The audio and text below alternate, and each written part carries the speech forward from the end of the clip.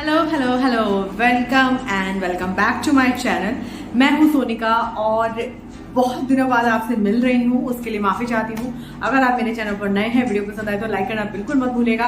और अगर आप मेरी वीडियोस को पहले से देखते हैं और बहुत ही प्यारे प्यारे कमेंट्स भी करते हैं तो thank you so much for that. So guys, शुरू करते हैं आज का वीडियो, जो कि थोड़ा सा डिफरेंट वीडियो है, बट मुझे लगा कि बहुत ज़रूरी वीडियो है और मुझे शेयर करना चाहिए। तो शुरू करते हैं बिना देर के। अच्छा, ये जो त्योहारों का मौसम चल रहा है आजकल, जैसे अभी रिसेंटली हमने कृष्ण जन्माष्टमी को सेलिब्रेट किया, या फिर अभी हम गणेश चतुर्थी है या गणेश विसर्जन है, इन सब चीज़ों को हम सेलिब्रेट कर रहे हैं। तो कहीं ना कहीं ऐसा तो नहीं है कि इसकी एक जो एनर्जी होती है, जो उमंग होती है, वो सिर्फ मुझे महसूस हो रही है, नहीं ना, ये हम सबको महसूस होती है। एक अलग सा आनंद, एक अलग सी खुशी, एक अलग सा पॉजिटिविटी कह सकते हैं, ये मुझे फील होता है। और अक्सर त्योहारों के आने का हम वेट करते हैं, क्योंकि इसमें अपने आप में एक सकारात्मकता है। और क्यों है ये ऐसा?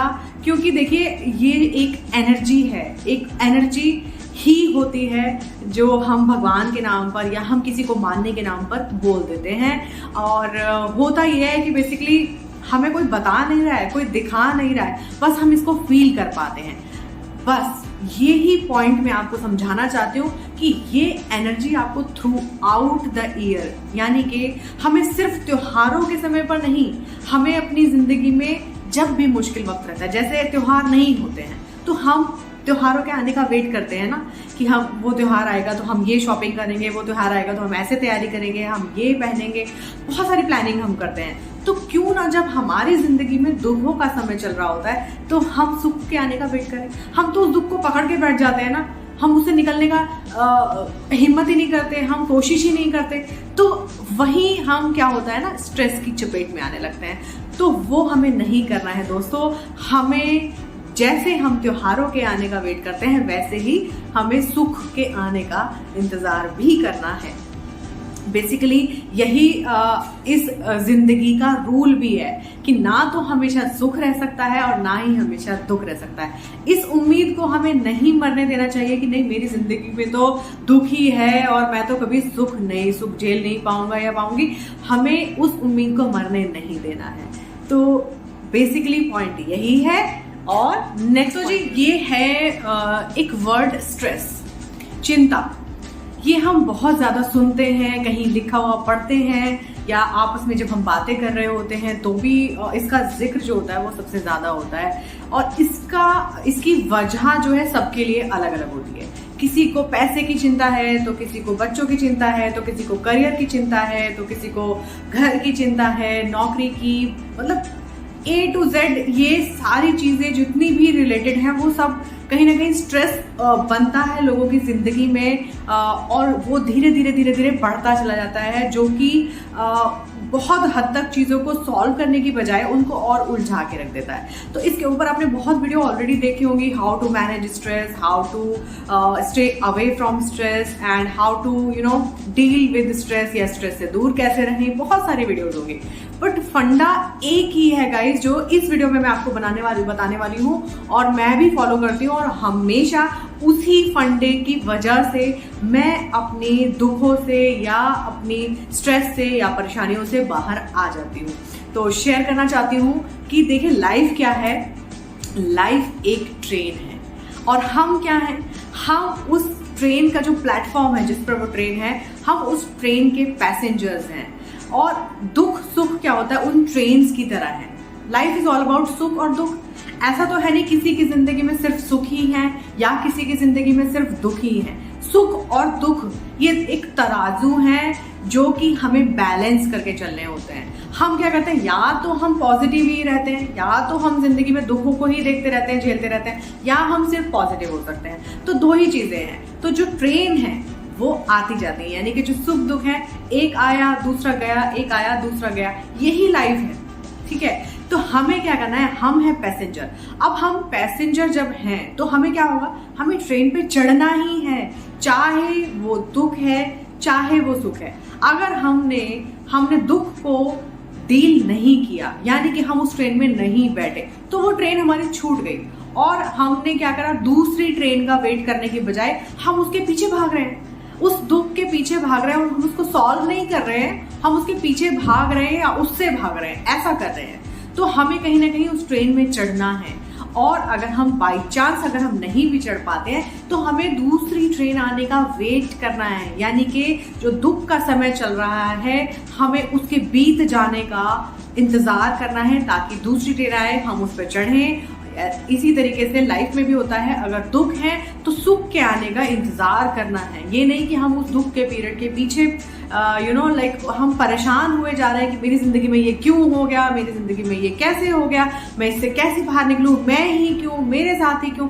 इससे कहीं ना कहीं समय बर्बाद होता है और हम उस चीज को जो हमें डील एनी हाउ करनी है, क्योंकि सबकी लाइफ में ये फेजेस आते हैं, कहीं ना कहीं किसी ना किसी एंगल पर कोई ना कोई परेशानी झेल ही रहा होता है और उसको झेलने के बाद ही वो आगे बढ़ता है। तो ये जो जिंदगी है, यानी कि ये जो ट्रेन है, ये हमें अपने समय पर पकड़नी है और उतरना है। ठीक है, हम प्लेटफॉर्म पर खड़े नहीं रह सकते हैं। तो गाइस, आई होप कि मैं आपको अपनी बात समझा पा रही हूँ। तो देखिए, दुख और सुख का बैलेंस हमें बना के चलना है, तो इसी तरीके से आप अपने स्ट्रेस को मैनेज कर पाएंगे, उसको बढ़ने से रोक पाएंगे। तो यही है कि अगर समस्या है तो समाधान भी है, बस हमें हिम्मत ये रखनी है कि सकारात्मकता यानी कि पॉजिटिविटी बनाए रखनी है अंटिल कि आपका एक वो फेज ना आ जाए, वो सुख का समय ना आ जाए जब आपको लगे कि हाँ अभी मेरी लाइफ सही चल रही है, स्मूथ चल रही है। लेकिन दुख के समय पर आपको ये बात भूलनी नहीं है। और कहीं ना कहीं जब हम बहुत सारी चीज़ों में डिले करते जाते हैं या हम चीज़ों को लेकर बैठ जाते हैं, समस्याओं को लेकर बैठ जाते हैं, तो हम बहुत सारे अच्छे अवसरों को भी बहुत मिस कर देते हैं। वो चीज़ हमें नहीं करनी है, क्योंकि समस्या है तो समाधान भी है, बस ये उम्मीद हमें नहीं छोड़नी है। तो कहीं ना कहीं देखिए, होता क्या है कि जो पॉजिटिविटी है ना, वो एक ऐसी दवा है जो हर बीमारी का इलाज है।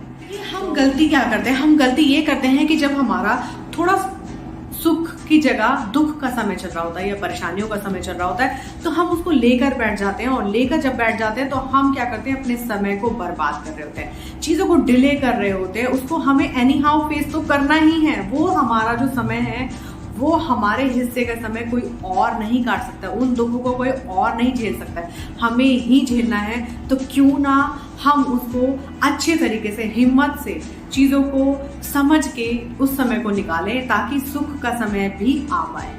तो हम क्या करते हैं, बैठ जाते हैं, मेरी जिंदगी में ऐसा क्यों, मेरे साथ ही ऐसी परेशानी क्यों, मैं इसको कैसे झेलूं, मेरी लाइफ स्मूथ क्यों नहीं है, और हम उसमें डूबते चले जाते हैं। तो देखिए, यहाँ पर मैं एक बात कहना चाहूंगी कि जिंदगी तो किसी की स्मूथ नहीं होती है। अगर आप भगवान के समय उनकी कहानियों को, उनकी जीवनियों को अगर आप पढ़ेंगे तो आप कहीं ना कहीं रिलेट कर पाएंगे कि लाइफ तो उनकी भी स्मूथ नहीं थी, किसी की भी स्मूथ नहीं होती है। उन लोगों ने भी उस चीज़ को कहीं ना कहीं झेला और फिर एक अपने आप में एक नया नाम उन्होंने बनाया। और आज के डेट में अगर आप अपनी लाइफ को उनसे कंपेयर करें तो कहीं ना कहीं आप चीज़ों को देख पाएंगे करीब से कि लाइफ सबकी एक जैसी होती है। तो यही मैं देखा इन 2 पॉइंट से कि कैसे हमें अपनी ज़िंदगी के बैलेंस को बनाना है। सुख और दुख, यही 2 पहिए हैं जिंदगी के, इसमें बैलेंस बनाकर अगर आप चलना सीख जाएंगे तो आपकी गाड़ी कभी नहीं डगमगाएगी। और दूसरी चीज़, जब आप इन सब चीज़ों को सीख जाएंगे ना, उसके बाद एक काम और करना है, वो ये है कि हम आज की डेट में जो भी हैं, जैसे भी हैं, कल से बेहतर आज होना है। हमें अपने आप को बेहतर करते जाना है, हर दिन कुछ ना कुछ सीखना है। जो भी हम जैसे भी थे उससे बेहतर बनते जाना है। किसी की कॉपी नहीं करनी है, किसी के जैसा नहीं बनना है, खुद का, अपने आप का एक बेहतर वर्जन, एक ब्रांड की तरह इंप्रूव करना है खुद को। आप देखिएगा कि आपकी जिंदगी जीने का नजरिया बदल जाएगा, आपकी जिंदगी जीने का मजा 2 गुना हो जाएगा। जैसे होता है ना कि सुख का स्वाद ही अलग होता है, 2 गुना होता है जब हम एक दुख के फेज से निकल कर आते हैं। तो हर फेज को जीना सीखिए, अपनाना सीखिए, उससे लड़ना सीखिए और जिंदगी जीना सीखिए। मेरा मकसद यही है कि स्ट्रेस कोई किसी चिड़िया का नाम है जिसका हमें अपने यहाँ सर पे, अपने दिमाग में घोंसला नहीं बनने देना है।